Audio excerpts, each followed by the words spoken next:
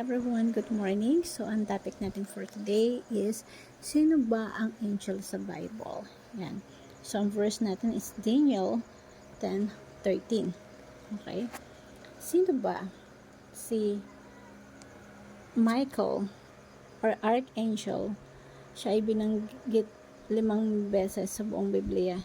Michael is described in scriptures as an archangel. Pag sinabing archangel is a high-ranking archangel, a chief angel who leads God's heavenly armies. Ibig sabihin, kumbaga yung mga general sa atin dito sa mga kapulisan, general sa kasundalohan, meron sila mga sundalo under them, under their command. So si Archangel Michael, marami siyang anghel sa ilalim niya na inuutusan niya. Siya yung commander. So he appears as a warrior in the cosmic battle between good and evil. So, Michael's role is not just defensive, but authoritative. He stands guard over people and contends forces of Satan. His presence reminds us that the unseen spiritual battle are real. So, yung katotohanan na tinuturo ng Biblia patungkol kay Archangel Michael ay nagpapabatid sa atin na totoo at tunay ang mga spiritual battles. May mga laban na nangyayari sa spiritual battles are real. And he fights for his purposes and protect his people. Sabi sa Daniel chapter 10, nanalangin siya during this time. At sinagot na ng Diyos ang panalangin niya sa pamamagitan ng isang anghel. Ang Diyos nagpadala ng anghel para ipaliwanag kay Daniel yung mga bagay patungkol sa nagaganap sa bayan ng o sa people ng Israel. Sabi dito, then he continued, so yung anghel kausap si Daniel, do not be afraid, since the first day of you set your mind gain understanding, and to humble yourself before your God. Your words heard. So, dito, yung archangel dito nakausap ni Prophet Daniel, pinapaliwanag sa kanya yung nung habang siya'y nananalangin, merong nagaganap ng spiritual realm, spiritual world. Merong mga labanan na nagaganap habang siya ay nananalangin. So, sabi dito sa verse 13, but the prince of the Persian kingdom resisted me 21 days. Yung prince of the Persian kingdom, hindi siya literal na prinsipe ng Iran or ng Persia. Yung Iran kasi, Persia dati. He resisted me 21 days. 21 days nag-battle, and Michael, one of the chief princes, came to help me because I was detained there with the king of Persia. Yung king and princess, spiritual beings, mga angelic beings, na meron nagaganap na labanan habang nananalangin sa Prophet Daniel. So sa Tagalog po, sinabi niya sa akin, huwag ka matakot Daniel, mula pa nung nagpakumbaba ka sa harapan ng Diyos upang magkaroon ka ng pangunawa, dininig na ang panalangin. Kaya naparito ako. Ngunit, pinigilan ako ng pinuno ng Persia ng 21 days na delay, pero may sagot na yung Diyos. Hanggang sa dumating si Miguel, yung Archangel Michael, tinulungan yung anghel na to para makarating kay Prophet Daniel. Yung paliwanag na, or prophecy, isa sa pangunahing pinuno na sumakalolo sa akin sapagkat naiwan ako nag-iisa kasama ng mga hari ng Persia.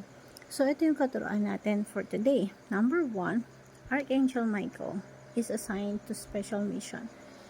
Pag binasa natin yung Biblia patungkol sa Archangel Michael, mapapansin natin na si Michael yung ina-assign sa mga special mission. Meron siyang special mission na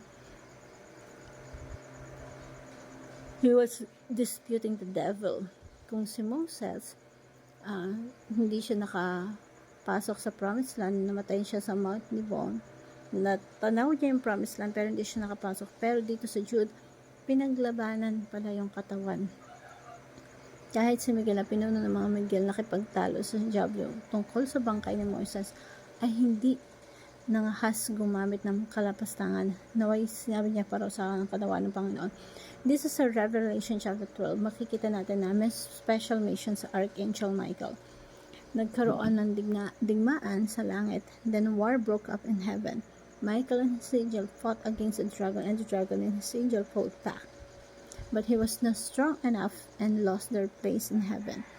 The great dragon was rolled down, and the serpent called the devil, or the Satan, who leads the whole world astray, and he was led to the world.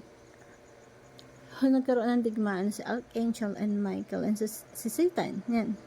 Yung mga angels ni Michael and demons ni Satan naglaban sa kalangitan sa spiritual realm at natalo si Satan at ang kanyang kampon. So mapapansin natin si Archangel Michael na assign siya sa mga special mission. Now, pangalawa, angelic beings see the bigger pictures than we do. Tayo kasi nakikita natin yung mga physical world. Yung nakikita lang natin kung ano yung nakikita ng mata. We don't see the unseen world. Yung spiritual world, samantalang yung mga angels, nakikita nila yung spiritual and physical. Nakikita tayo ng mga angelic beings. Pero angelic beings din natin sila nakikita. Yung mga angelic beings, meron silang bigger picture. Isipin natin na si Michael, si Archangel Michael, si Gabriel, hindi naman sila namamatay, pero nakita nila yung buong history, human history, at nakikita na yung spiritual world, yung physical world. And the bigger picture, they know who Satan is, and namit nila yung mga demons, alam nila yung nangyayari sa spiritual world. But us, hindi natin nakikita. At 5 verses lang nalalaman natin patungkol kay Michael. So we have this reality na nakikita, that there's something beyond the physical reality. Mayroong spiritual reality na yung inihayag ng Diyos sa atin kakaunti lang. At itong mga angelic beings ito, simula pa ng unang panahon pa lang na Adat, alam na nila yung salin lahi ni Adat at pati yung pagdami ng bansa. So mas marami silang alam. So, isipin niyo po, para tayong mga bata na 1 year old, 2 years old, nakikita natin yung paligid natin, pero hindi natin naiintindihan yung kabuuan ng reality. But, itong mga parents, sila yung nakakaunawa. Diba? So, para tayong mga bata sa creation, we understand only in part. But, the mga angels, they have the bigger pictures na nakakasalamuhan nila si Jesus sa langit. They live in a spiritual realm, at the same time they have access to the physical world. And number 3, very important na, a string that connects to the spiritual realm is prayer. On our part, na walang access sa spiritual realm, wala tayong access doon, hindi natin kayang punta doon, diba? At sa pamamagitan ng panalangin, nagkakaroon tayo ng string. Nagkakaroon tayo ng connection dun sa spiritual reality. Sabi nga sa Ephesians chapter 6 verse 10, finally, be strong in the Lord and His mighty power, put on the full armor of God so that you can take stands against the devil's schemes. Yung mga demonyo, yung diablo, mayroong mga pakana na sineset up, may mga trap na sineset up para pabagsakin tayo. For struggles not against the flesh and blood, but against the authority and power of the dark world. So, there's yung nakikibaka, yung mga demons sa atin. Yun yung totoong struggle natin. At sapagkat hindi tayo nakikipaglaban sa mga tao, kundi sa mga pinuno, sa mga kapangyarihan, sa mga angelic beings, yung mga fallen angels. Kaya sa verse 18, and pray in the spirit of all occasions with all kinds of prayers and requests. So, isa sa mga power natin mananampalataya, yung pananalangin, yung pagtawag sa Diyos sa pangalan ng ating Panginoon, na manalangin tayo sa lahat ng pagkakataon. When we pray, something is happening in the spiritual realm. Meron tayong nagagawa sa spiritual realm. Merong pagkilos ng Diyos sa spiritual realm sa pamamagitan ng ating mga panalangin, kagaya na ipinakita sa atin nung panahon ni Daniel the prophet. So, paano natin i-apply sa buhay natin?